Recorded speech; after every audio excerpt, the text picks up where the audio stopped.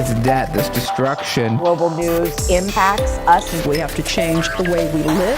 This is why we need independent media.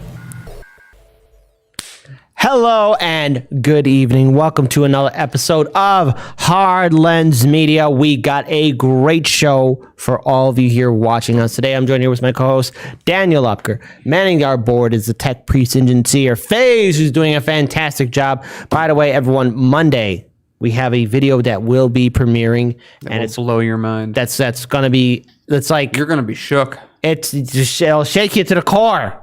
So there we go. But we're working on a lot of stuff here.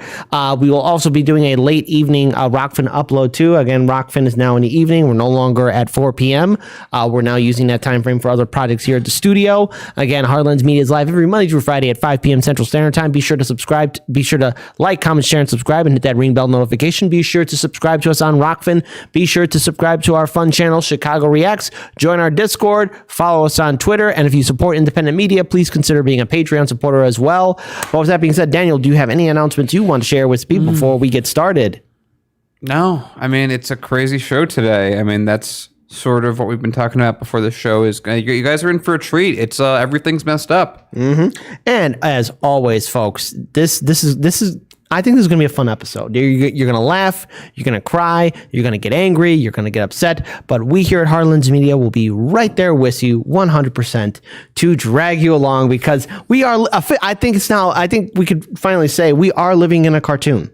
Yeah, we're living in an upside down cartoon world, and I'm really curious to how 2022 and 2024 will play out. We got a lot of great stories to talk about, and again, also shout out to all of our wonderful moderators who are in there moderating our live stream chat, and shout out to all of you guys, our viewers and subscribers, because without you, our channel would not exist. With that being said, drink up, my friends. We're gonna get started with our first segment. Also become a cartoon now. I guess so. I guess it has. You should, because by the way, he has now flipped it over to eat, so you're actually not even responding. Well, you know what? No. It's fine. Okay, it's fine. All right. Well, let's get started with our first segment. So, in the balance of it all, the fate of Neera Tanden hangs. Her fate hangs out there, but who knows whether or not she will actually get this position within the Biden administration, but people are still talking about her. Something else that doesn't require the Senate to vote on it. Yeah. It just won't be as powerful. Yeah, but, no matter what, she was a good attack dog for the Democrats, constantly talking down to not only Republican lawmakers, but to progressives, activists, community organizers, independents, third-party candidates, because that's who Neera Tanden is. She just likes to attack people, and anyone that goes up against the Democratic establishment, well, you automatically become her enemy. So first, let's get our first video set up. Shout out to Case Study QB who found this wonderful video. Let's be sure to get this all set up, and you guys and gals can enjoy really how corporate media is going to be talking about the fate of Neera Tanden. A ruling in the Senate dealt a severe blow to Democrats who are pushing to raise the federal minimum wage to $15 an hour in the next COVID-19 relief package. Senate parliamentarian Elizabeth McDonough, the nonpartisan arbiter of Senate rules, issued guidance saying she didn't believe the effort complied with the guidelines of reconciliation. That is the fast-track process that Democrats are using to pass the bill with only Democratic votes if they have to. And despite the parliamentarian's decision, House Speaker Nancy Pelosi said lawmakers in the House would not remove the provision before the vote, which is set for later today. And Neera Tanden's hopes of leading the Office of Management and Budget appear all but sunk. Senator Chuck Grassley has confirmed to NBC News that he'll vote against her nomination if it makes it to the Senate floor. This as moderate Republican Lisa Murkowski seems to be leveraging her vote for concessions for her state. Texas Senator John Cornyn said Murkowski's looking for a deal. He said, quote, "I think she figured out this would be a good time to have a conversation with the White House about some of the things that are important to her and important to her constituents.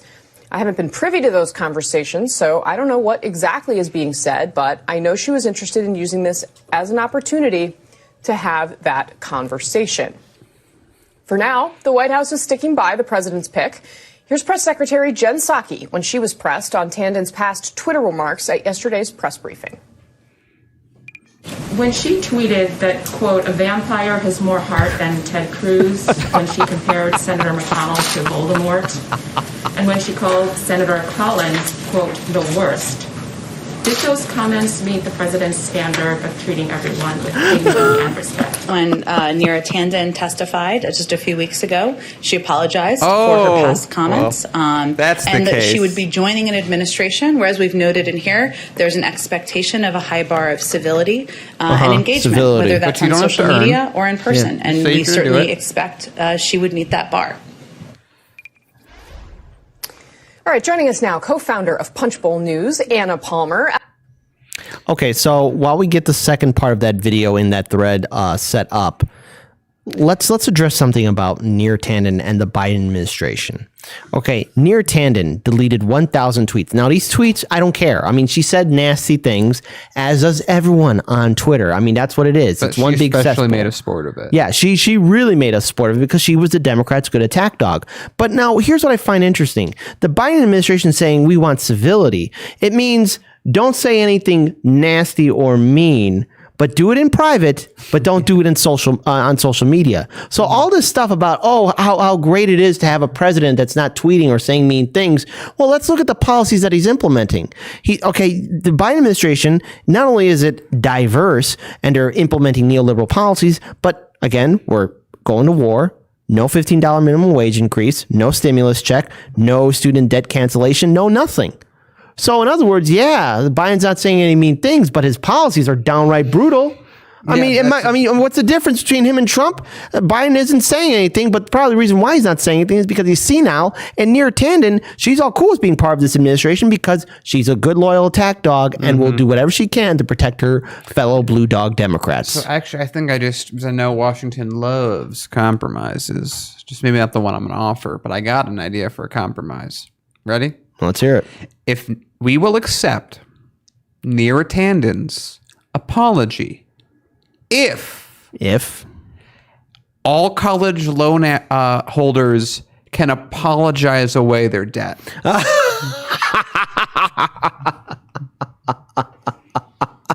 think that's only fair. If apologies matter if they're that easy to get, and it's like, look, the people say, well, you signed when you were 18 and your brain wasn't fully developed, and you signed that document for that money, you should have known better. Well, then, if that's the case, then Neera should have known better as an adult that being an attack dog on Twitter would have repercussions. So if we're going to let bygones be bygones, let's make it happen. Exactly. Let's play that second video. Anna, good morning to you. Always great to see you. I actually want to start our conversation with the COVID relief bill because this decision from the parliamentarian, a pretty significant one. We know that this bill can't get out of the House if they don't include the minimum wage. So they're going to move forward with that version. But in some ways, this saves Democrats some headaches because now they don't have to try and get Bernie Sanders and Joe Manchin on the same page on this minimum wage issue. Perhaps easier to bring everyone together. Does it speed passage potentially, this decision? And then how are they going to grapple with the minimum wage issue in the future? March 14th is quickly approaching. So I actually do think for Chuck Schumer, it means less of a headache here because he can blame the parliamentarian for why this provision can't move forward in the Senate. To your point, this is not going to be over anytime soon. I think you're going to see minimum wage as one of the key issues that progressives push in other legislation, either by itself or to try to tack onto other packages as they move forward.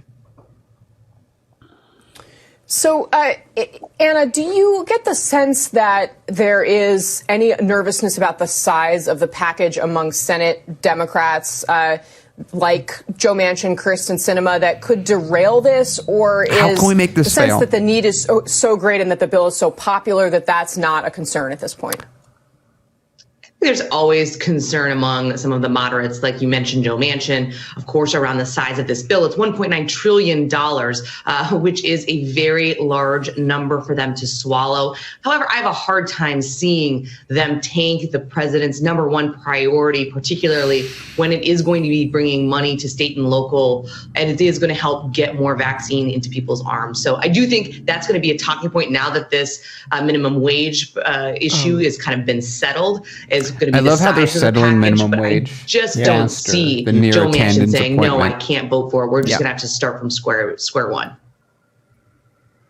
Yeah, and it's so many people out there hurting and looking at that March 14th date on their calendars and wondering how they're going to pay their bills after that point. Well, Anna Palmer, apparently thank you can you just very much. apologize for it, and you're good.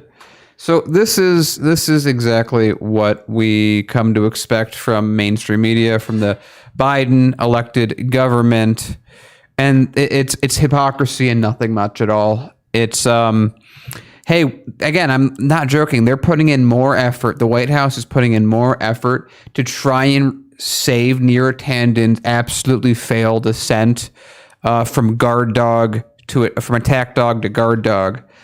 More so than they are caring about the minimum wage. Biden's been like for the longest time, and you remember what I was saying about how when it didn't matter who won in Georgia, the outcome would still be the same. This is that example. We're at a spot where $15 right now is worth what the minimum wage was when it was first passed, and they can't even do that because $11. Ooh, it helps build a floor. It helps other companies do things, and it's crazy because it's like every time this happens, we have a couple different things that are responded, but the biggest one that I hear is pundits on TV going, but what about the small businesses? How could they possibly afford it? First of all, small businesses pay more than large businesses on average for their workers. Let's just put that out there right now. Second, what they really mean is large businesses. They still want to say it because it's not as fun.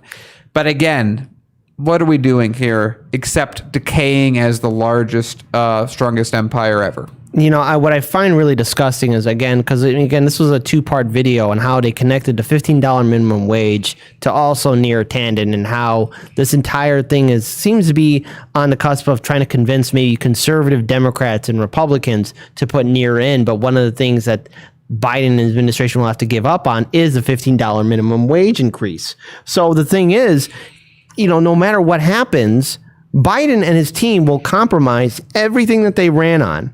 And even if they did, let's say they adopted a few things from the task force, which of course we know that they didn't. They would have thrown that down the river already. The Democrats don't give a damn. The Biden administration doesn't give a damn.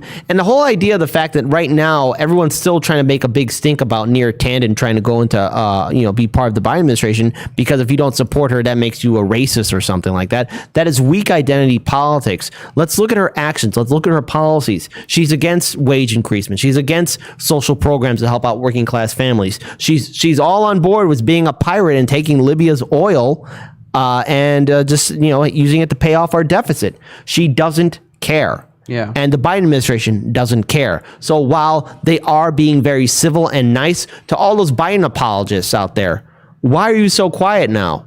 Where are all of you at? I mean, our lives are not getting better. The only difference between Biden and Trump is that Biden doesn't say mean tweets that's going to upset your brunch while you're digesting it. Too bad, so sad. I don't care. So going into 2024, and we will cover into that much later into the show, it's going to be a slaughter, and 2022 will be a very interesting case example of how the Democrats keep on screwing up. So AOC, Bernie Sanders, and all those other progressives that are in Congress, all those larger progressive media outlets, everyone that's trying to go to bat for Neera Tanden. Is this the hill you want to die on? Probably so, because again, I don't see any fighting in you guys. All I'm seeing is just nothing but compromise to the Democratic establishment. I mean, why are you in office in the first place? Why are you there in the first place at all if you're not going to even challenge Joe Biden? What does it look like to hold his feet to the fire? It'll be the funniest thing with Neera, because I think we're sort of at the tail end of covering her anyway, because she's back to being irrelevant. Woohoo. What are the chances that she's going to go back and say mean things on Twitter after promising that she would be civil? She'll go right back to it, and you want to know why? Because I think Tulsi Gabbard said this on Joe Rogan's show and also on Megyn Kelly's podcast as well, that Washington D.C. is nothing but a high school. It's a high school playground. You got a bunch of people who haven't matured past high school, and they want to be petty. So if this is how our government's going to be run, convince me to vote Democrat, because obviously they don't give a damn. and they're going to hold on to past grudges, well then, hey, I can hold on to past grudges too. I'll withhold my vote to the Democratic Party and give it to third parties. There, just that simple. If I'm not invited, if you don't care about fighting for policies I care for, if you're just going to keep on virtual signaling on Twitter, well then goodbye. You're not going to earn my vote. And there are plenty of other progressives that are feeling the same way too. And I'm pretty sure there's a lot of progressives who were browbeaten into voting for Biden are now really regretting. Hillary. Yeah. And I bet you feel bad about it now. This is what happens. Was it worth it? No, was it worth it to be all high and mighty, or joining a group of people that are all high and mighty who didn't care about you to begin with, and now that they're in power and that the vote that they needed because Trump's a very bad man, look where we're getting. Yep. All right, we're gonna end that segment and move to our next story. Before we do, Daniel, can you quickly pull up the first $5 super chat that we had? You could scroll way back up there. Let me go ahead and acknowledge this one right here. Okay, well, first things first. Shout out to Collins Radix Carter, $4.99 YouTube super chat. Love you guys. So Morawski can demand tangibles for his state, but the squad can't force a vote from Pelosi. That's exactly right. Yeah, absolutely right. It's difficult. They're going to get stuff. Biden's coming in. They got all this stuff that they're going to be getting as deals if they just play ball. In the same way, voters are going to be getting a lot of money if they just play ball. The game is finished, the leverage goes away, and all of a sudden they don't really have much of a position to begin with. And it is what it is. All right. Also, $5 YouTube super chat from Baby Gerald. You should check out the economist Michael Hudson about the history of debt cancellation. By the way, Chicago deep dish pan pizza greater than New York thin. This comes from a Brooklynite. Cheers. All right. We got. I might have some just technical clarifications with that. Does he mean a deep dish pizza or a pan pizza? You can't have a deep dish pan pizza, although deep dishes are cooked in pans. Yes. Okay. So, mind you, we also have we know exactly what you're saying. We also have pot pie pizza and also tavern style.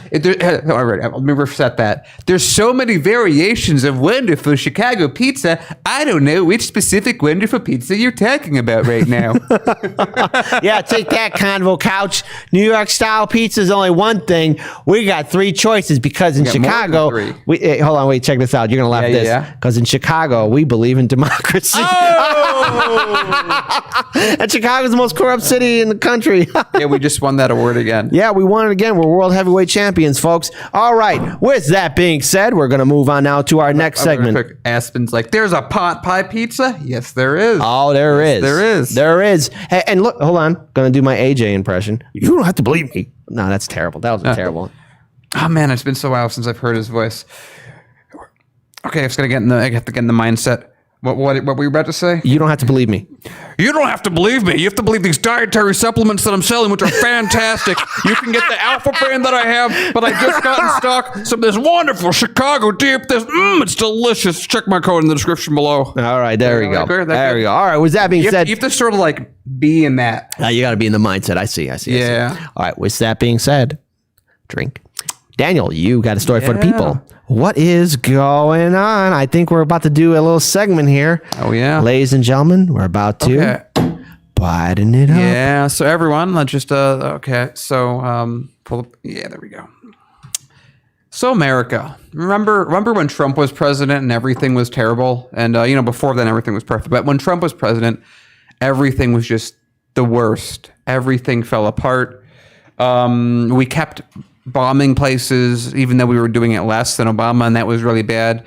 We had, kids in cages, which was really, really terrible. Well, don't worry. We have all the same things under Joe Biden.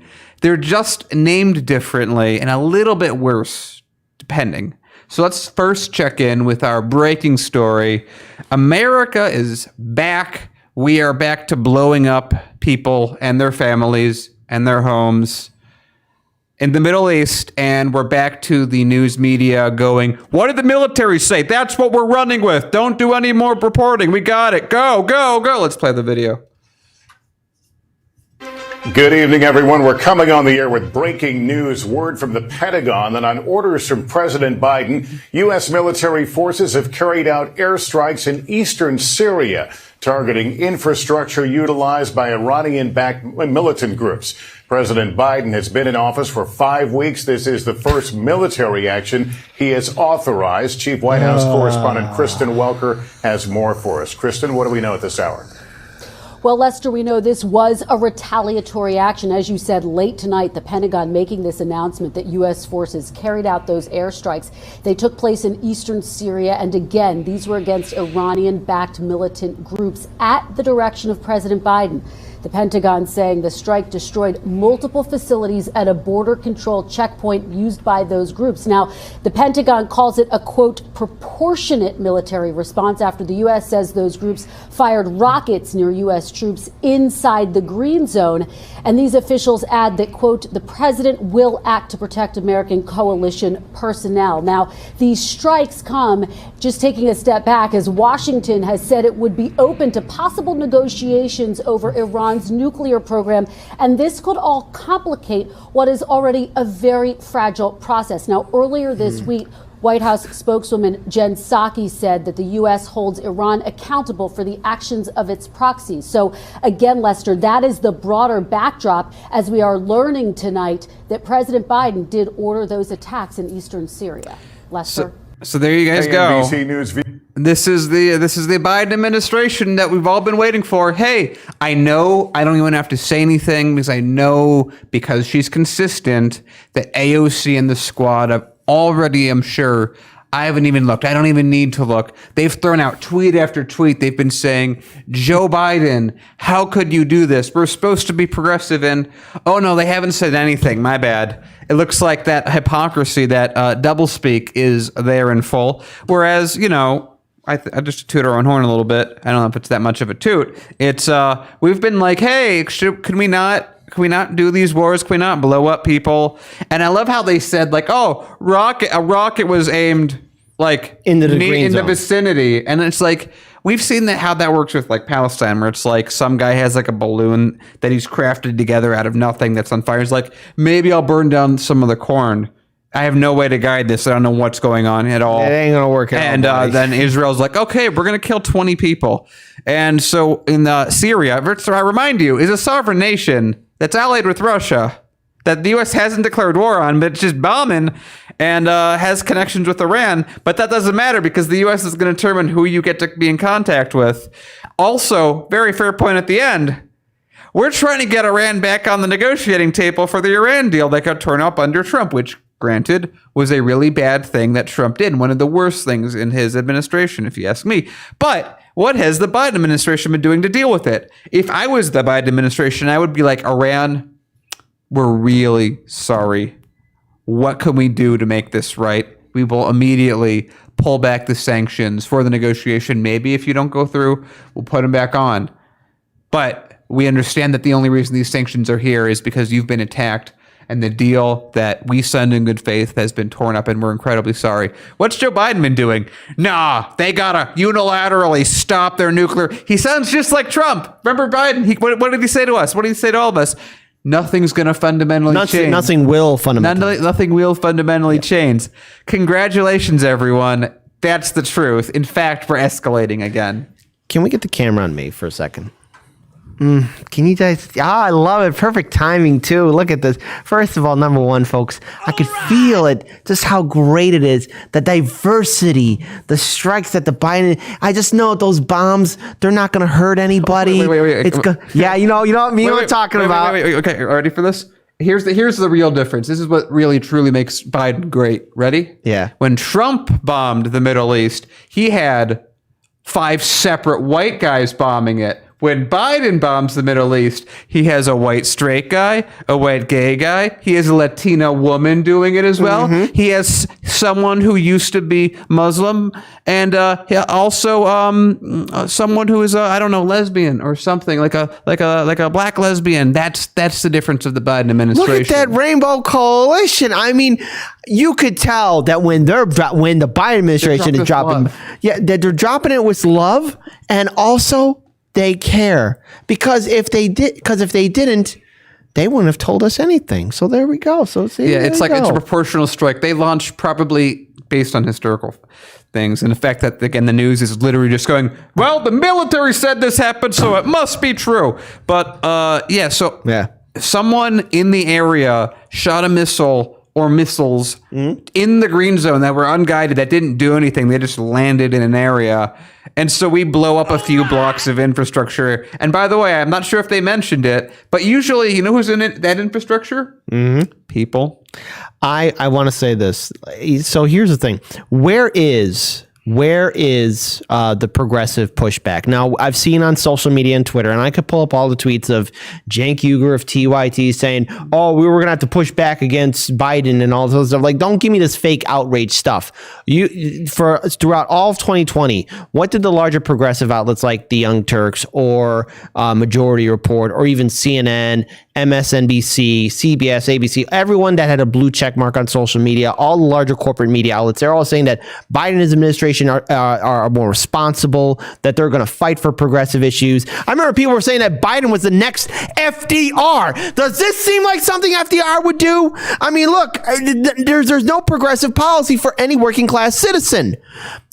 You want to know what happened to our stimulus checks? They're right now being used to be as bombs in Syria. But we don't have money for stimulus. Oh, right now I get it. What about the fight for 15? Oh yeah, Biden's administration is turning a blind eye to that. What about canceling student debt? Biden's administration is turning a blind eye to that. What about medical debt? Biden and his administration is turning a blind eye to that. What about having Medicare for all? Oh, that's right. He said he'd veto it, not once, not twice, but 4 times throughout the Democratic primary.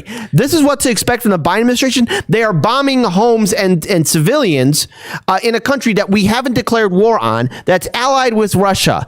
You know what? I hope no one does anything really, really stupid where one day a drone or a guided missile accidentally hits a Russian convoy, because heaven forbid the crap storm we're going to walk through because, oh yeah, the DNC and RNC like to go to war. And yet, why are we there in Syria? What's the point? Didn't they just get done with a horrifying civil war? And yet here we are instigating further aggression towards the United States that sooner or later we're going to have to pay for, because this stuff will come back to haunt us. The policies that the Republican Party has done, as well as the Democratic Party has done, will eventually be paid in full amongst the American people. And this madness and stupidity has to stop. If we don't stop this now, who knows what this will turn into in the long run. But I can guarantee this right now, the silence from the brunch crowd, the vote blue no matter who crowd, or even at the progressives now that are saying that they're going to fight Biden. AOC, why don't you do a protest down south of the border,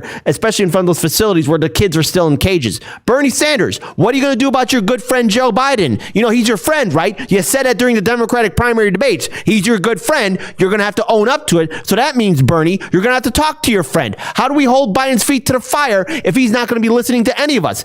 Here's the thing that we need to take away from this. To all those Biden apologists, good luck in trying to convince people to vote blue no matter who in the midterm election cycle. I don't know how that election will turn out, but the actions that the Democratic Party and the Biden administration are implementing will leave a severe memory amongst progressive voters and independents. And I, for one, cannot support the Democratic Party. I sure as hell will not support the Republican Party. I know this.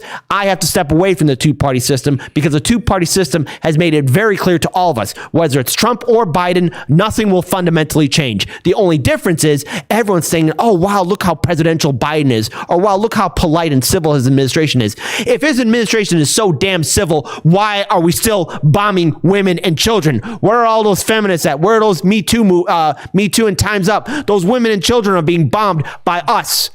Where are you at? Why are you so quiet? But Kit, you're missing the very important distinction that the Biden administration brings to the table. It's women bombing women, and they're not cursing. Oh. It makes all the difference in the world. Well, there you go, folks. That's what happens when you foop, bloop, no matter who.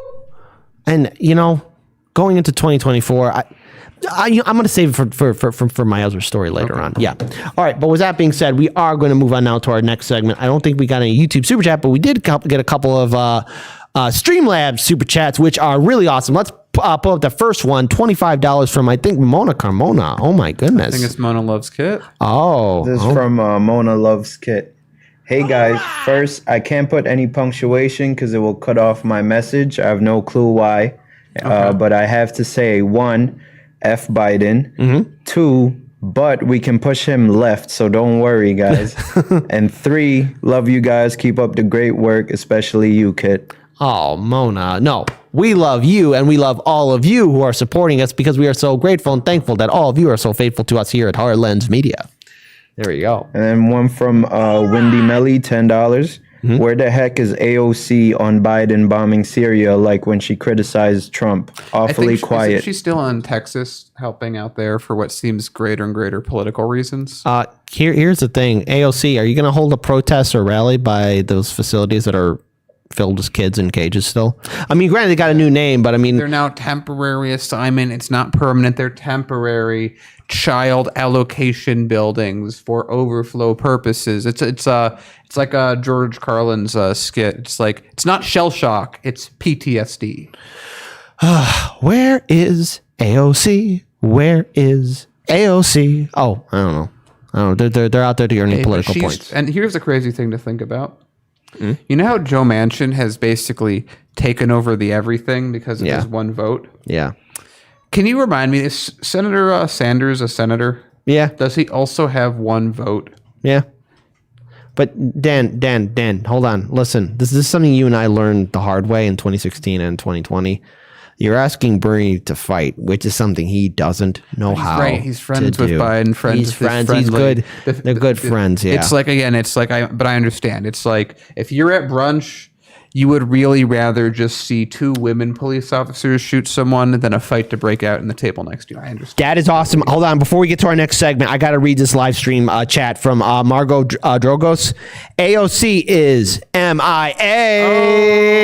Your Twitter hashtag. That is beautiful. That is well done. I think you've won today. I don't know what you've won. You won points, but I'll figure it out. You've won a free bomb heading your way. Compliments of the U.S. military. Isn't it diverse? Yeah, because it's progressive and chic. Hey, Rebel, I mean, don't say it too hard because remember, according to the mainstream news, Neera Tanden is also progressive and chic. All right, there we go. There we go. All right, we are up chic and asked for the oil. Yeah, I guess so. All right, we're now going to move on to our next segment. So, wait, can I just give out some free tactical advice? I want to get your opinion on it. Yeah. What if these groups that the U.S. wants to bomb put their base of operations in oil fields? The U.S. wouldn't know what to do. Oh, it'd be like, okay, stop terrorism because freedom, but protect oil because of freedom. Oh, decisions. What's the decision to make? Oh, no. All right.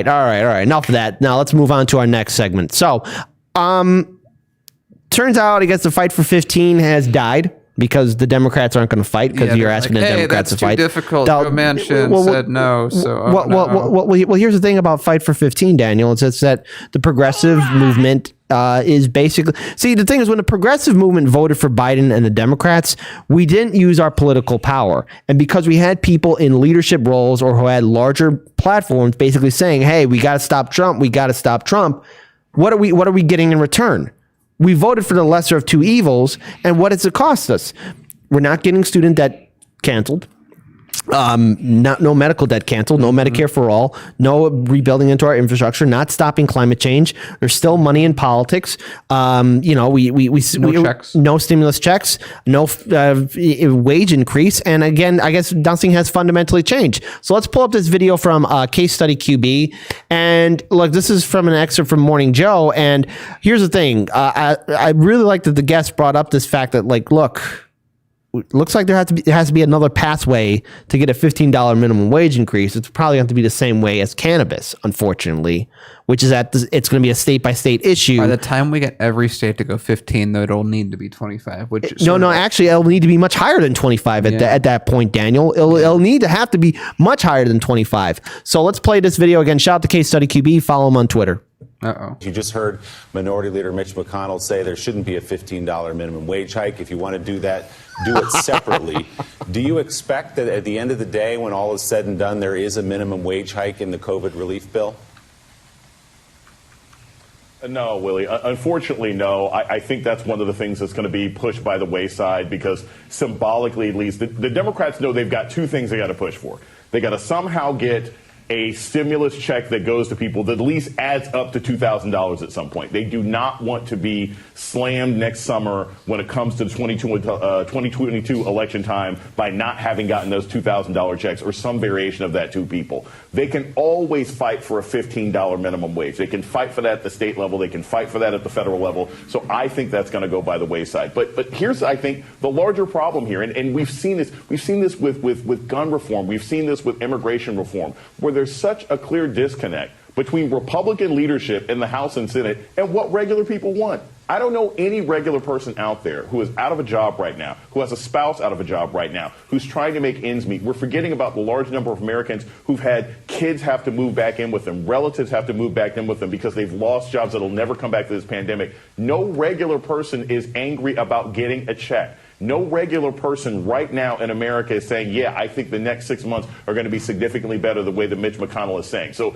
this is just a disconnect between regular people. Mitch simply wants to be an obstructionist, but it's not good policy. And hopefully the Democrats will get something that hasn't been completely hacked up and marked up by the time they can push it through in the Senate. Okay, so before we pull up this next article, because again, we're going to still be covering the story, but I want everyone to take a step back. It's just not only Republicans that are being obstructionists against the $15 minimum wage increase. It's also Democrats, Senator Sinema and Senator Republicans, Joe Manchin. But no, actually, those two are Democrats, Daniel. No, they're Republicans. Really? How? Explain. Okay, let me put it this way. Let's do some democracy. We like democracy here. I love democracy. In actual way that things are done, is there actually a Democratic Party, or is it two versions of right-wing Republican parties? I guess we're stuck. Just pick just however you want to answer that. No numbers. Yeah. So, but the thing is, a lot of people don't have time to wait, and yet compared to other countries, the way Americans are working, it's antiquated. Yeah. It's stuck on this weird Puritan logic. Whereas in other countries, they have some of these private businesses have wonderful benefits as well as wage increases. Of course, look, it's a give or take. So to our international audience, especially if you want to help comment in the live stream chat or either comment when this video is clipped about the differences of what you guys deal with in your country when it comes down to private businesses. But I mean, here, there's the corporations have so much control over our politicians that any talk about Medicare or vacation time or wage increases, it's almost like a horrifying incantation for these corporations to even hear, because they can't even fathom the idea of giving workers a living wage, or either that raising their wages up. It makes no sense whatsoever. Here in the richest country in the world, these corporations have tax break after tax break, and yet they have all this money, but none of it's trickling down. And you want to know why? Because they're greedy, and at the same time, too, very few of these corporations really know how to manage themselves. A lot of these corporations need to be bailed out. A lot of these corporations need subsidies from the government. But yet there's one corporation, one private business, that is a step ahead of state governments and our federal government here in the United States. I'm talking about Costco. So look, I used to work in retail in Costco, and before we pull up that article, I do apologize. I used to work at Costco, and I worked there from 2014 up until October 29th of 2019. That was my last day working there, and we started Heartlands Media in 2017. And majority of our earlier videos, I was probably very tired. Well, I tried my best to really perk up, yes. my best. But I had a morning shift. I started at 3. I had to wake up at 3 o'clock in the morning, but my shift started at 5 o'clock, and it would end earlier or a little bit later in the morning. And for the time I was, Costco did take good care of me. I had a pretty good wage there. I had some good benefits. And yet again, Costco is a step ahead. Now, look, it is a corporation, say what you will about it, but at least its owners see the bigger picture. So what's going on? So let's pull up this article here real quick. Costco plans to edge up its starting wage to $16 an hour starting next week. CEO Craig Jenlick I hope I said his name right, said on Thursday, revealing plans that would propel his company ahead of most of its retail competitors. Costco raised its starting pay to $15 per hour in 2019. I was there at Costco when they did that. More than half of Costco's hourly workers in the U.S. are paid above $25. Jenlick told the Senate Budget Committee during a hearing on pay at large retail and fast food employers. Costco employs about 180,000 U.S. workers. I want to note this isn't altruism, Jenlick said. At Costco, we know that paying employees good wages makes sense for our business and constitutes a significant competitive advantage for us. It helps us in the long run by minimizing turnover and maximizing employee productivity. And he's not wrong there. In 2014, I applied to a lot of jobs and I was unemployed for 10 months. Costco was the first one that hired me. And I have to say, look, and while it is grueling work, it's tough work to work in retail. When you're paid well, it's like, okay, yeah, what's there to complain about? Here's the thing that Costco's able to do with this strategy. They're able to attract the best and the brightest to work for them, and they're able to retain them, which there's a huge thing that no one ever talks about. It's like, if you talk to businesses, they'll be like, oh yeah, it takes us like $40,000 to fill in this position, and then we pay people nothing, so they leave in 3 months. Yeah. And so I just want to throw this into a little off topic, but it is, of course, relevant to our lives. This might be another pizza war. What do you think? I've had Costco pizza. What? No, it's not. I won't even repeat that. I'm sorry, buddy. Hey, sometimes that got me through the morning, okay? Don't. I still, every now and then, like every other week or... when it wasn't winter, it was a little more often. It was like every couple days. I would still stop at Costco for pizza because I got a hold of a membership, and their food is really cheap for the quality. Yeah, and so I'll buy these guys hot dogs. It's fun. Jenlick's testimony comes as Congress prepares to vote on legislation that aims to gradually increase the federal minimum wage. And newsflash, it's not going to happen, to $15 an hour by 2025. A campaign pledge by President Biden, which he's not going to follow through. The federal minimum wage has been stuck at $7.25 an hour since 2009. That's barbaric. Dozens of states and cities have surpassed that level. Several, including Florida, are already on track to $15 an hour.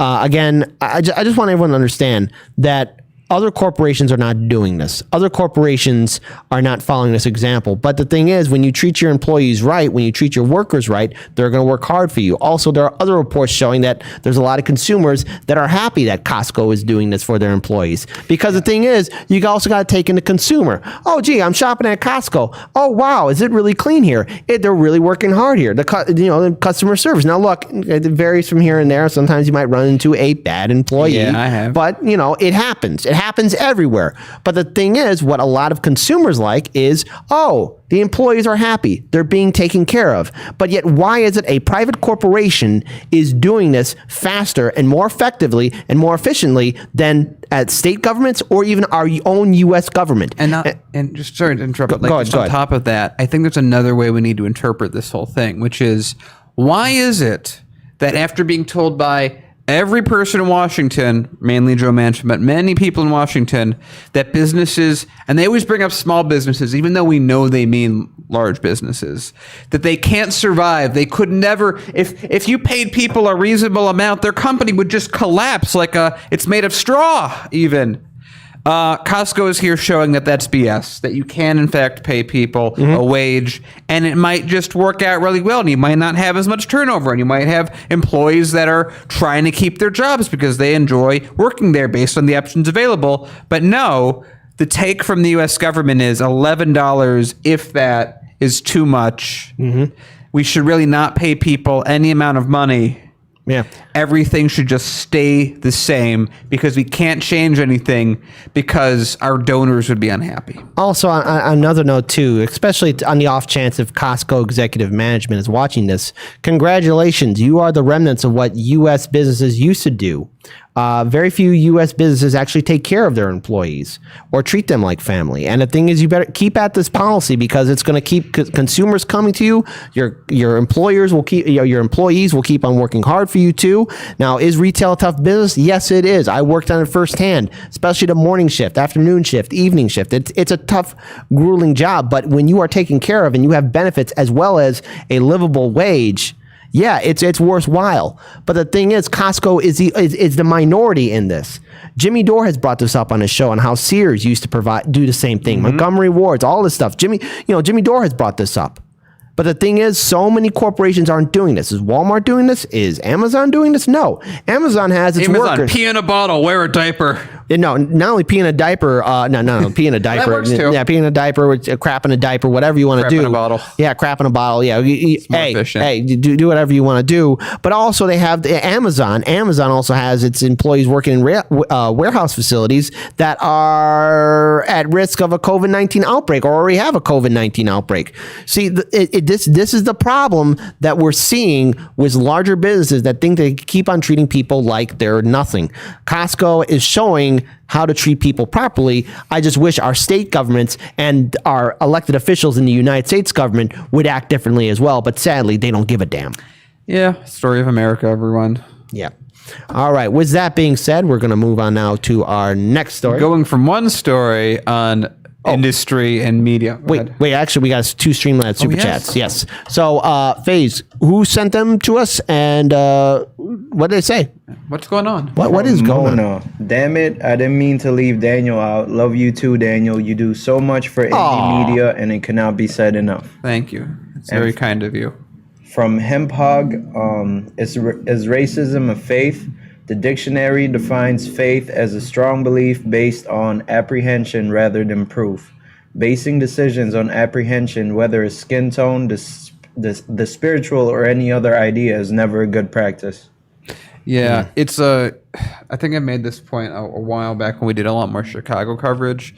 The only real difference is that everyone's fighting over, that we've had whole societal splits, wars have been fought over, is, hey, I can absorb vitamin D really well. I'm actually optimized for that. Hey, I have shielding against high amounts of sunlight. Let's hate each other forever in high amounts of power so that we can each get our way. All right. So real quick, I also want to acknowledge to everyone that AOC is in the live stream chat. So let's ask AOC, where are you at? Are you going to hold a protest by the... She's doing drinks for all the other reps. Okay. Are you going to hold a protest by south of the border, just those kids in cages? And also, too, Silence is Violence is saying, FaZe, show us some elbow. Okay, let's do it. Let's get some elbow, FaZe. They've earned it. Yeah, why not? Yeah, right why now. not? All right, folks. Oh, I think we got part of you. Oh, wait, no, you're not flipped over yet. We're watching. The camera just died, though. The camera just died. I did. I was watching that. Okay, why don't you come over or flip or just come on Kit's side and yeah, that'll work. You guys, you got it. All right, everyone. Mona, you're getting what you want. Hang on. Remember, at 50,000 subscribers, you get full FaZe. Whoa. Okay, there you go, buddy. There he is. There he is. So yeah, you heard that. Remember, people, we have a hidden goal that you'll be able to see FaZe right away. But when we get to 50,000 subscribers, FaZe will be unleashed. Also, AOC is saying, "Why, thank you, Kid Cabello." Well, no. First, get back to work, lady. I want you to get back to work, like right now, fake AOC. Okay, I got a final thing that I'm actually basing off Baron's wonderful question. Everyone. If AOC was a drink, what would it be called? Well, it's called the AOC. What would be in it? Yeah. Oh, if AOC was a drink, what kind of drink would it be made out of? It'd be a really funny one for Hillary or Biden. Ugh. It would be whatever drink it is. I don't care what the ingredients are, but you have to pour a glass of vodka and then knock it over before you drink your drink. Yeah. Something like that. Okay. With that being said, Daniel, you got a story for the people. Yeah. What is going on? Okay. So going from one story about how the government doesn't want to give you anything and wants to keep it all for the rich and powerful, to another story about how not only the government doesn't want you to get anything, they think that if you get something that they get all the time, Well, you're going to just destroy America because it's just this big straw house and a little gust will knock it over. Let's take a look. Talk a little bit about the economic conversation, the macroeconomic conversation here. This is a $1.9 trillion package. We know it's projected to grow the budget deficit to $3.8 trillion and put the government on path to spend more in this 1 year than we have in centuries beforehand. And there are some concerns that people like Larry Summers have voiced about inflation. The market seems to be reacting to that a little bit. What is the sense of how this might impact the economy more broadly? Well, there is that fear of inflation, which is why the market sold off yesterday. I reached out to the White House as to whether they believe that that is a real risk. And so far, they haven't commented, but they've said in the past that they don't believe it is. Jared Bernstein, who's one of President Biden's top economists, has said if they learned anything during the Trump years, they learned that the economy and the labor market can run a little bit hotter than maybe it has in the past without presenting that risk of inflation. So far, the Federal Reserve, the White House, the Treasury Department, sort of this trifecta, have all said that essentially if you don't pass a package this big, that the economy will not grow the way that it needs to, that people will not get back to work and create full employment, and that will create less revenue for the government overall, and so we'll be in an even bigger hole. So interestingly, they're borrowing an argument from the Trump administration there, which during its tax reform said that because so many companies will move back to the U.S., even if there's a lower tax rate, they'll be paying more in taxes. Growth essentially will lift all boats here, and that's what the Biden administration is seeming to say. But Casey, it's hard to deny that they're creating quite a payment plan for future generations. So there you go, guys. You heard it right from the horse's mouth at NBC, Comcast. Thank you. If you, the regular person in America, get something that's worth less as a dollar amount than the bailouts that we give large corporations, you are responsible for destroying America. This is the same conversation that we have been seeing for the longest time. When banks get bailouts, when the rich get tax cuts, this is really important for the health and safety of the American people. But when the American people need health and safety, you're going to destroy the country with your inflationary tendencies, even though we're really good at stopping that from happening because we have the Fed who can just money print as much as they want. We have quantitative easing, but apparently can't figure out how to do that for the poors. So again, this is the Democratic Party hiding behind word salad. This is the Democratic Party and corporate media, of course, that's continuing on with this narrative of, well, we want to do something. Maybe we can keep on talking about it. If we kick the can down the road, maybe eventually people will forget. But see, it's hard for people to forget when during the Georgia election, how the Democrats said, oh yeah, $2,000 right out the door. That election was just a few months ago. $2,000 immediately became $1,400 at some point, which is now becoming $1,000 eventually. Yeah, which you know what? We want to run with that, like $1,400. We dwindle down to $1,000. They've been talking about that. I mean, they're still negotiating, and they haven't passed it. Because I could see that happening too. Yeah. I mean, we already have one pizza bet that's happening, and already we're going to be entering into the month of April. But I have a feeling it's not going to happen in April. And you said the month of May. And why do I have a feeling that it might not even happen in May, buddy? Like if it goes past April and May, I maybe we kick the can down and we just randomly choose a month. Well, at that point, we'll just say FaZe wins by default. Yeah, FaZe wins. FaZe will win if it's past May. FaZe, how do you like free pizza? How's that sound? Sounds amazing. Okay. So, yeah. See, already we're trying to make something sound nice here. But at the end of the day, again, why can't we have relief? These corporations got bailed out.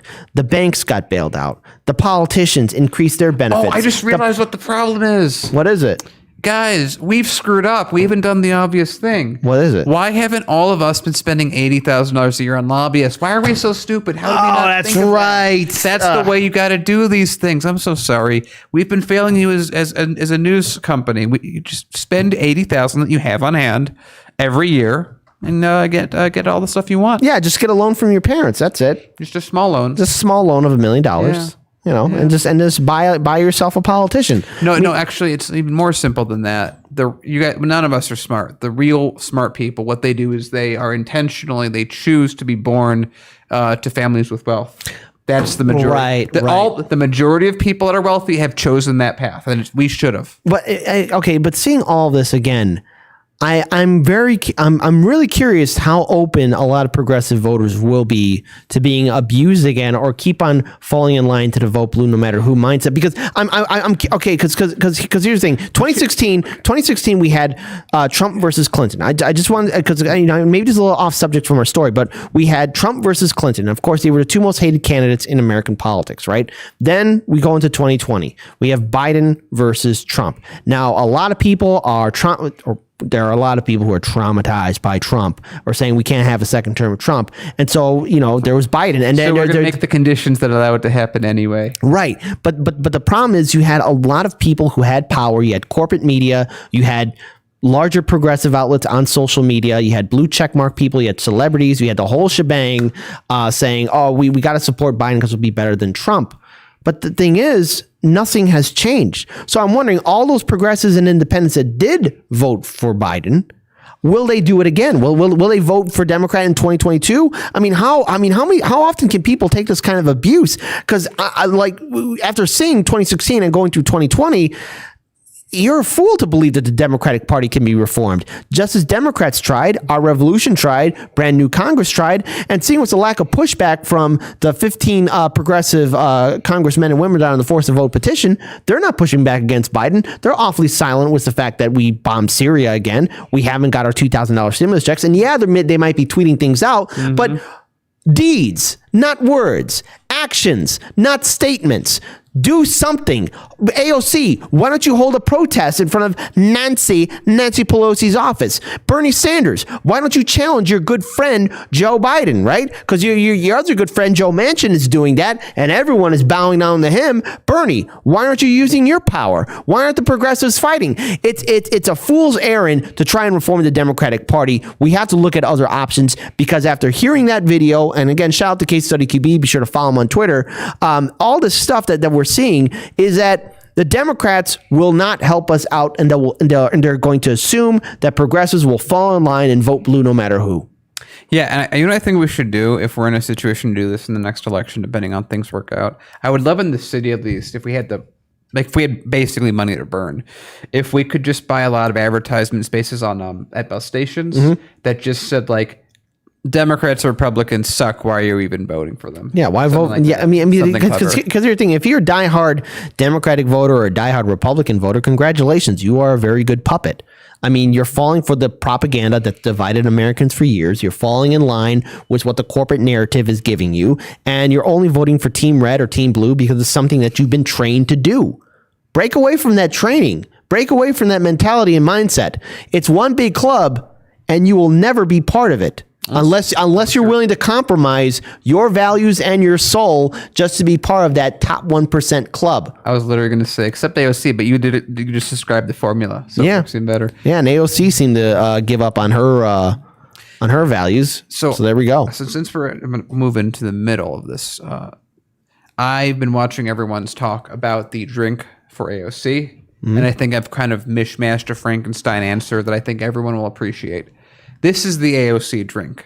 It is called AOC for Charity. It is a $70 watered down Shirley Temple with half of a maraschino cherry, and all proceeds go to one AOC.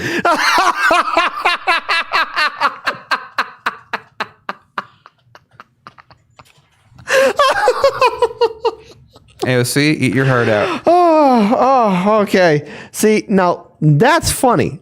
That's funny right there. I try. Or is it at how about this? Instead of I was gonna say maybe it's a champagne, but it's really grape, sparkling grape juice. Yeah, but that's too much money invested. My point is, AOC is trying. That's why she's watering down and going giving half a maraschino. Because you got to save that money for that back pocket. Before we move to our next segment, do you think AOC watered down her drinks when she was a bartender? Let's have a vote. Let's have a vote. Here's the thing. Let's have a vote. Wait. Let me give my side on this before we do that.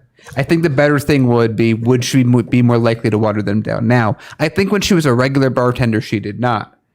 But now I think if she was hosting an event, AOC for a charity drink. Yeah. All right. Because I was gonna say, like, hey, if you did AOC ever water down her drinks when she was a bartender, like type 1? If you think she did, type 2. But I think it's really she would do it now. Yeah, she would probably do it now. Yeah. Or you know, how do we phrase this? We got to find a way to make this work. Let's make. How about? Do you think AOC is more likely to cheap out on the booze and water down it? 1, or back when she was a bartender 2?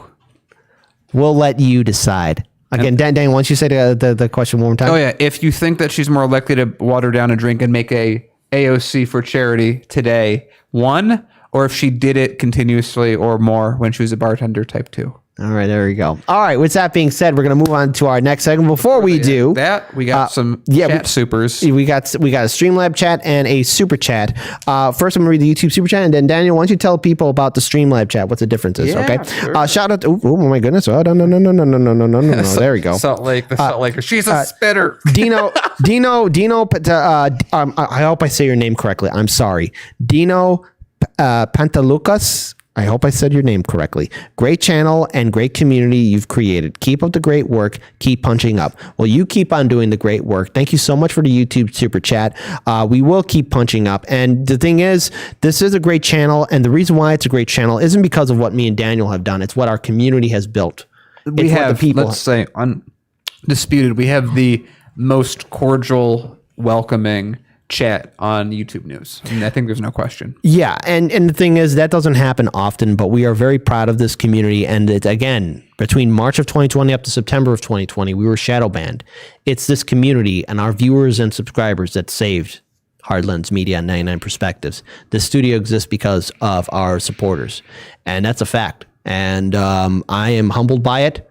And that's why we want to make sure that our YouTube channel, our Rockfin channel, our Chicago Reacts channel, and eventually Chicago Corner, when you subscribe to all those channels, you're going to get different content. And the reason why you deserve all that diverse content is because all of you deserve it after what you've done for us. We are forever, forever humbled by everyone's support. And if you're not a Patreon supporter, if you're not a subscriber on Rockfin, that's fine. Be sure to share our content on social media. We appreciate and invite everyone to be part of this community. Okay, and I saw one more, Redneck Economics. I'm going to make an adjustment to your comment. I think we can make an even better drink than we have already. AOC's drink is the AOC on ice. It's an empty glass, but bartender promises that you'll get a drink. I'm gonna make a shift to that because I think we've already got AOC's drink. This is gonna be Joe Biden's drink. Joe Biden's drink is Joe Biden on ice. It's an empty glass with a single ice cube in it, and the bartender has to inappropriately touch you. If you're near the drinking age. Okay. All right. We also got a Streamlabs super chat too. Who is that from? It's from Aspen. Aspen says it's Friday, it's payday, and we got to see FaZe's elbow. That's right. That's right. It's very risque. Thank you for so much. Let me say it this way. If you're not subscribed, we are 60%-ish, 65%-ish on our way to our goal of 50,000 subscribers to see FaZe. So subscribe if you haven't already. That's right. All right. And so we are now going to move on to our next segment. So how to really deal with this story. So before we pull up the article, 2024 will be very interesting. I'm very curious to see how it's going to play out. But dare I say it, maybe Trump might be the last samurai in 2024. Because I found this, I found this fantastic video, but it's in the second article. But in this first article, I want to pull it up. It's from RT America. Shh, don't tell Rachel Maddow. She might crap her pants, you know. She might make $30,000 crapping her pants. Yeah, but just like Hard Lens Media is reading Russian propaganda.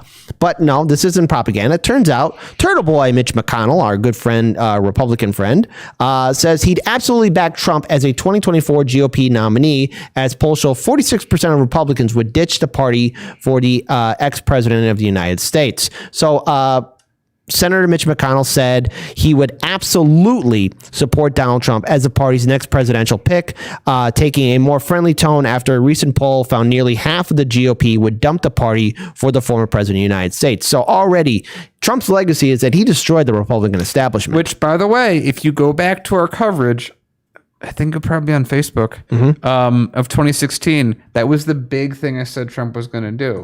He's going to. There we go. Asked whether he would support Trump as a Republican presidential nominee in 2024 during a Thursday interview, the Kentucky answered readily in the affirmative. So let's go ahead and scroll down. There's a video there. Faze, can you actually play that video of Turtle Boy actually acknowledging this? Well, there's a lot to happen between now and 24. I've got at least 4 members that I think are planning on running for president, plus some governors and others. There's no incumbent. Should be a wide open race and fun for you all to cover. If the president was the party's nominee, would you support him? The nominee of the party? Absolutely. Absolutely. He's thinking I'll stop it from happening. All right, let's pause it though. So again, as the article continues, while it's unclear what prompted Turtle Boy Mitch McConnell's apparent change in attitude towards Trump after weeks of infighting, a poll conducted by Suffolk University and USA Today, you suck, last weekend found that 46% of rank and file Republicans would abandon their party if Trump were to form his own. Just 27% vowed to remain loyal to the GOP, indicating a major split within the organization and potentially explaining the senator's sudden about face. And so I just want to say right here, you see right now that you just get someone powerful and popular enough that shows that they're not going to bend the knee, threatening to go third party. A lot of people would follow them. Hey, Bernie Sanders, that one's for you. Yeah, Bernie, live with that because you would have had a legion of people supporting you, but he's afraid of ending up like Ralph Nader. That's the thing about Bernie. Why try to go aim for the stars and do something really difficult when you might not be liked by people? See, the thing is, and see, a lot of people blame Ralph Nader for Bush.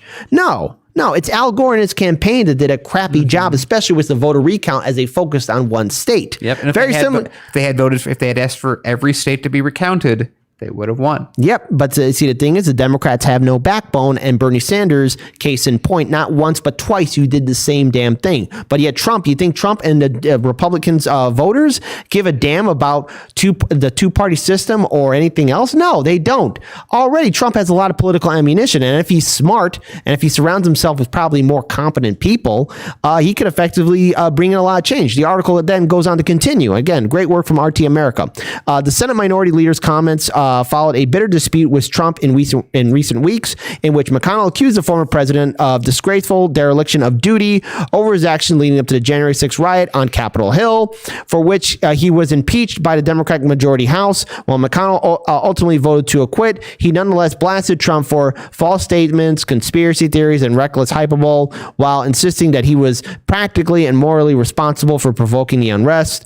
Trump shot back at those charges in a blistering letter last week, calling Turtle Boy Mitch McConnell a dour, sullen, and unsmiling political hack, which I have to, controversial saying, I have to agree with Trump on this one. No, Trump, you're right on describing it. You should also call him a turtle boy, but, whatever. Also saying the Republican Party can never again be respected or strong with political leaders like Senator Mitch McConnell at its helm. And that's true because the Republican establishment got smacked around in 2016. So now let's take a step back. I would really like to see Jimmy Dore run for president under the Democratic flag just to see those debates. Yeah. Wouldn't that be nice? Oh, are you kidding me? I would love to be one of his press secretaries, man. And the thing is, if Neera Tanden were to push back at me, I'm pushing right back. Like, okay. Self-defense. No. This is equality, folks. Is that what you say, self-defense? I learned in the Marines, if they say anything, you go, oh, you just don't like the troops. You don't support the troops. I see how it is. Boom. Don't push back. Don't apologize. You know what, Jimmy Dore 2024, and you know what? I want the Democratic Party to commit election fraud just so that we can actually say we're running third party and cause a crap storm. Jimmy Dore would be the perfect person to run for president under the Democratic Party because we already know where he's at. They would yell at him for it. He would gain power just like Trump, and he would just chew them up. You know what? The debate stage. He already has enough people to get. Jimmy, if you're watching this, I'm not screwing around. You could run just for the memes, and just for calling out the system, Jimmy, and we'd have your back, man. And then we would. But you know what we would also do as a consolation prize that he could get if they have to make some deal. Yeah, they have to do a Washington's Correspondents' Dinner, and he's the permanent speaker every year.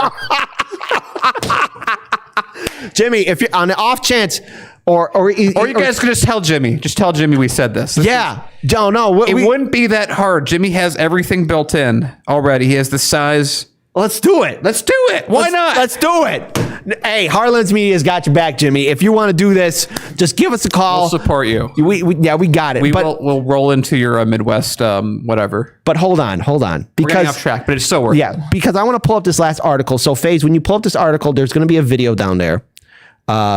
You'll see it. Okay, there's a video. Let's have that ready. Okay, let's rewind it. Let's have it ready. So I figure since this is such a fun story to cover, obviously CPAC that's a conservative organization that's going to have like a big GOP rally for Republican voters. They're going to there's a lot that they're going to be talking about, but 2024 will be very entertaining. And a part of me wants to, not only do I want Jimmy Dore now to run in 2024, I kind of want to see Trump run again in 2024 because of this gem of a video. Imagine Jimmy versus Trump. Are you kidding me? I'm rooting for my boy Jimmy. Yeah, he'll have it. But let's flip. This video is like gold. I love it. And a part of me wants to interview this guy, but I think he's extremely right wing. But I would just like to talk to this guy. Daniel, this is gold. You better pay attention. Everyone. Really quick before we get into the video, because we're still running on Jimmy. Yeah. They're saying, well, what would TYT do? No, you know what you do, Jimmy? You promise Jank press secretary and then just ghost him. TYT's on your side in the election. Bada bing, bada boom. All right, let's play this video because this is a work of art.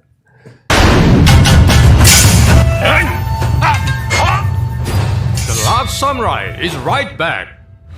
Hello, American conservatives. My name is Genki Fuji. I'm a Japanese journalist and an author of more than 70 books on international relations. I run online World Forecast News Service. I respect President Trump and American conservatives. President Trump fought against Chinese communists in order to protect the entire free world.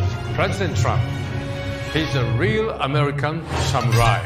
I want to make US-Japan alliance stronger. I want to build I can agree with that. Friendship with real American patriots or American samurai. Let's fight together for freedom. Let's slash the cancel culture. Let's start US-Japan samurai to samurai alliance. Okay, so here's the thing. I am for this samurai alliance, okay? Controversial statement, I know, but I'm on board with me because you know what? I visited Japan in Christmas Day of 2019 up until February 2nd of 2020. I really enjoyed my time there. That video, I love it. It's forever going to be in my heart. And I think that was a work of art. That was gold. I'm being serious. That was funny and entertaining. And I kind of do hope that Trump runs again in 2024. That guy, just so we can see more of him. I want to see more of that guy. That guy better be most of the thumbnail with, oh my God, FaZe, you're going to have so much fun with that. I did not see that video until we just saw it. I didn't want to see it because I wanted to be like, oh wow. That was hysterical. What, you know what? Hey. Oh, yes! Yes! Can you share that? Oh my God, that is beautiful. That's so perfect. FaZe, that's the thumbnail that we're going to be using. Perfect. That is beautiful. That is, oh my God. That is great.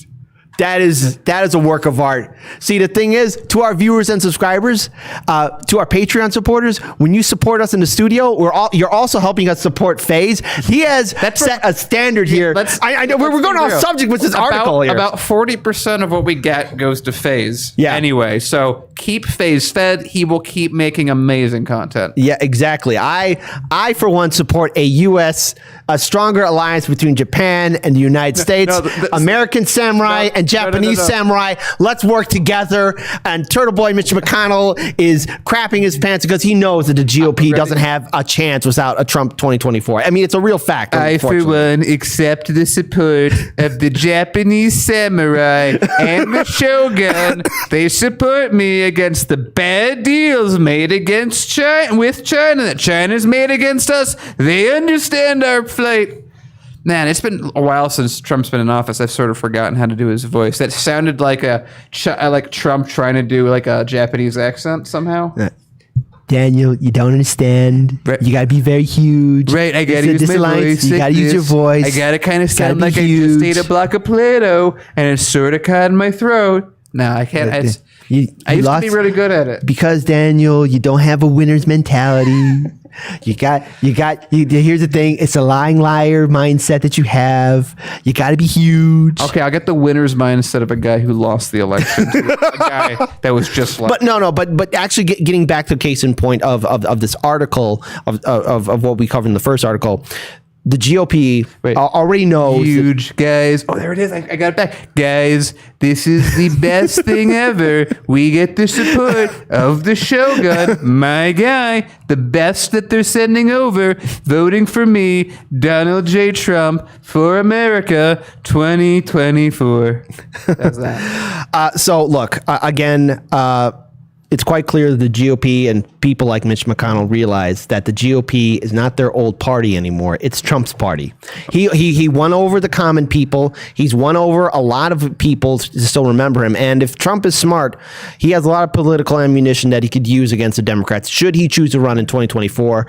But I kind of hope he does run in 2024 because I want to see that samurai guy again. And the thing is, that the American samurai, I didn't know they were American samurai, but I support an American samurai, Japanese samurai alliance. I think the saddest thing in this segment is that I've lost because I used to have a really fantastic Trump voice. Yeah, I know. And it's just not real. Okay, we need to get guys. We need to get the We need to get the samurai on board so we can take down General Tsao. I've heard his chicken's good. It's not as good as in Trump Tower. It's the best. I don't have that nasal. Man, with Trump, you know what I'll promise everyone? If Trump gets back in office, my voice of him will return. Look, Daniel, let me be clear. Stuff the bottom nailed. You know, you gave up hope for that voice for Trump, and I kind of miss my friend. So, everyone, Trump deserves a voice in Daniel's mind. Get to it. Obama, you need to go get off Richard Branson's island and you need to go back to Kenya where you belong. Take your fake birth certificate with you. I'm talking to the samurai about General Tsao and his chicken army. Daniel, you got too much work to do. All right. We're having way too much craziness fun. This is going to be a fun video clip, but we do need to end this segment and move on to our next story. Before we do, I want to acknowledge a YouTube super chat from Ibanz 690, $5. Thanks for being anything but mainstream media. Keep punching up, fellas. Well, you better keep punching up too. Thank you so much for the support. Also, we got a Streamlabs super chat. Who is that from, Face? This is from Sassy Raven, $69. Oh, whoa. Feeding the staff, hugs and kisses. Thank you, Sassy Raven. Well, thank you again to everyone that's supporting us. We do appreciate all the Streamlabs super chats, the YouTube super chats. We do appreciate being a Patreon supporter. And if you subscribe to us on Rockfin as well, that's great. But if you can't do any of that, be sure to like, comment, share, and subscribe. Share our content on social media. I think I just looked. 70% of people who watch the show aren't subscribed. Yeah. I'm like one of those YouTubers now. Wow. Whoa, wow. Look at Daniel. When you had the graphic pop up on screen, look at this, guys. You should be ashamed unless you subscribed. All right. But Daniel, we got to move on because you got a story for people. And I'm going to say again, thank you so much for the $69. But I will remind you, it's $1 short of AOC's charity. All right. Also, again, look, I believe in Jimmy Dore. I believe that he'll probably run. Everyone tell Jimmy Dore that we got to tell him to run just for the memes. And we get another super chat. Yeah, let's read that super chat, and then Daniel, you got to do your story. Yes. From Aspen, Samurai Jemki Fuji for the volcano party. Oh, all right. Fuji 2024. There we go. But it looks like Jimmy is live, which means he'll be on in like an hour. Okay. So when you go over there, just say we'll support him in his run. Okay? Yeah, just to say we'll support him. I believe Heartlands Media's got Jimmy Dore's. Yeah, we got the Midwest covered for you, Jimmy. Yeah, we got you. A long duck dong corkscrew that's pretty long. Australian $3 gives us a cyan duck that has a long dong duck. Anyway, we're gonna move on to the next story. So usually I try to give end of the stories are, positive and nice and fun. Not this one. This one just kind of sucks. Sorry to bring the mood down, everyone. But a Texas judge rules that everyone will get evicted into the cold in Texas. because why not? A federal judge in Texas on Thursday ruled that the federal moratorium on evictions is unconstitutional, according to court documents. U.S. District Judge John Barker, who was appointed by then President Donald Trump. I want to just put this out here again. Every time I hear from people, we can't do anything with the courts because it would be too partisan. And then we have this, again, who was appointed by then President Donald Trump. If it's not partisan, you don't need to say that. Let's cut the crap. We all know it's partisan. Anyway. In the Eastern District of Texas, stopped short of issuing a preliminary injunction, but said he expected the U.S. Centers for Disease Control and Prevention to respect his ruling and withdraw the moratorium. The federal government cannot say that it has ever before invoked its power over interstate commerce to impose a residential eviction moratorium. It did not do so during the deadly Spanish flu pandemic, 1918 flu. And by the way, part of the reason that was the case is that you weren't even allowed to report on it. So that might be a thing if you don't add in context. Nor did it invoke such a power during the Great Depression. The federal government has not claimed such a power at any point during, and by the way, during those times as well, the federal government really didn't have much power. That's FDR coming in after Great Depression. So he's really making a point that has no real punch to it. The federal government has not claimed such a power during any of our nation's history until last year. It's pandemic, modern era. Okay? Yeah, seems reasonable. Anyway, although the COVID-19 pandemic persists, he said, so does the Constitution. By the way, hey, Texas, with your independence, didn't you just collapse because you weren't connected to the national power grid? Oh, right. That's the thing that happened. And you had to have AOC go help you out and raise money for you guys because Ted Cruz was in Cancun. Oh, right. I'm sorry. You guys are independent. You got it covered. My bad. I'll be quiet. Enjoy all the Californians moving to your state. The ruling punctuates a legal effort that began when a group of Texas landlords and property owners sued the CDC and the Department of Health and Human Services in October over the eviction moratorium that was issued by the Trump administration in September, which is another weird thing that they're mentioning, that he's a Trump-appointed judge because they want to counteract a Trump order. So this seems stupid. This seems like this judge is very political. What a shocker. What do you think, Kit?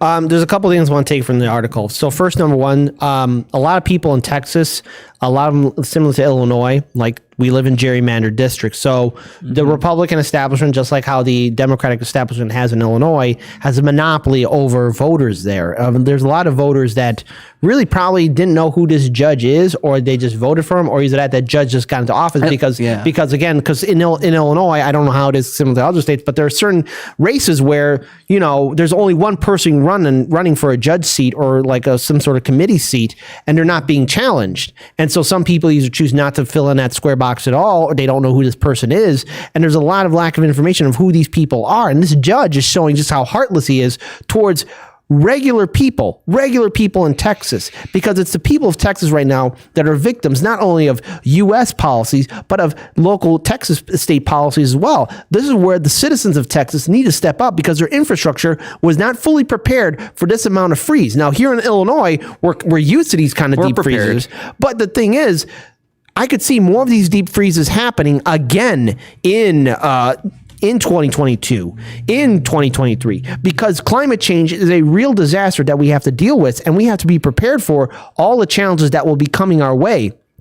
And if these political leaders can't see the bigger picture, well, then the people of Texas need to vote that judge out, but also anyone that supported him, anyone that campaigned with him, anyone that's associated with him. Now, sadly, again, living in a gerrymandered district, you are stuck with the choices that you have. But if people step up and start demanding more, you can bring in change. In the state of Illinois, myself and Daniel were part of a 25-group people, Wolfpack, Illinois. We got Senate Joint Resolution 42 passed in the Illinois State Senate and House. You have a good chance in reaching out to your local legislators and making them realize that you have the power. Now, at the federal level, sadly, our politicians are paid prostitutes. They won't even acknowledge the working class citizen. They won't even take time for you. But if the people of Texas can rally and get those bastards out of office and actually start implementing stronger infrastructure changes, which they will need, then we can start talking about building a better future, because right now it's in hands of the people of Texas to step up. And I believe that they can do this, and it should happen everywhere else. Same thing like in Michigan, where again, Flint, Michigan, it still doesn't have clean drinking water. Here in the state of Illinois, we have corruption running amok. I think it's right now nationwide, because that judge, he's not only just in Texas. That kind of person is all over this country, and people need to step up to fight for that better future. If we don't do anything now, bastards like that will still happily evict people from their homes and apartments. Where's the Biden administration? Where's the vote blue no matter who crowd? Where are all the Democrats at? Where are you at? And just don't be doing fundraisers. I want to see action. I want to see something done. Rally protests, rally activism right now. Do something. I mean, Democrats, show a backbone. But sadly, we can't rely on our Republican leaders or our Democratic leaders to do anything. The real power lays at the hands of the people. Yeah. Because when the people lead, that's when the leaders follow. Yep. All right. So with that being said, we're going to be ending this segment. We will be going to the Patreon show very soon. Be sure to like, comment, share, and subscribe. Heartlands Media is live every Monday through Friday at 5 p.m. Central Standard Time. We also have our late evening show on Rockfin. I also see that we have a super chat as well. Shout out to Ibens 690, $20. Thank you so much for the YouTube super chat. We do appreciate it. Keep it going. One donation at a time. We really appreciate you guys. We do appreciate it. We do appreciate all the support. Also, be sure to check out our fun channel, Chicago Reacts. Be sure to join our Discord. You should check out, you like Kit, you like him doing stuff, check out his Costa Concordia reaction on Chicago Reacts. It's wonderful. Right. One of the best reactions I've seen out of the studio. Yeah. All right. So, also, we got another super chat. Oh yeah, we do got another YouTube super chat. Shout out to Ibens 690. Apparently, DemTube didn't like what I said, which in turn said all I could have and more. Pathetic. What's DemTube? I think he's talking about YouTube.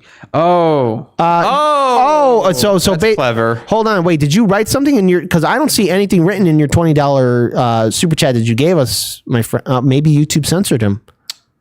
Okay. Ibens. You know what you can do? If you type it in chat before we go, we'll read it. Right. So but we have to do it soon because we do want to go. Yeah, we do. So again, shout out to my co-host Daniel Lupker. Shout out to our tech priest to see your face for manning the board. Shout out to all of our wonderful moderators who are moderating our live stream chat.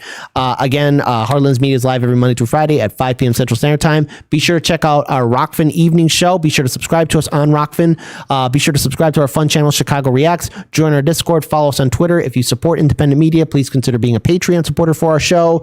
And I think we're about to be wrapping and things. really quick, I want to pick up on what D. Heller said. It's a great reason to not use YouTube Super Chat, but to use Streamlab. Yeah. Because you have a lot more freedom in what you say, and it's a lot cooler when it pops up. Yep. All right. With that being said, my name is Kit Cabello, the host of Heartlands Media. Peace to you guys, and let us all do what we can to build a better future. American Samurai, Japanese Samurai Alliance. Oh wait, we got one more. We got one more. Guys, you guys are too kind. We got one more super chat. We do? Oh. Yeah. Wonderful, everyone. Okay. Harry C. Smith, Australian $5. Query: Why the puck? Don't they send 25,000 of those 27,000 National Guard occupying DC down to Blanken, Texas, to rescue people and fix everything? Because AOC's charity drink is just more important than you. Yeah, there you go. All right. Bye, everybody. Thank you so much.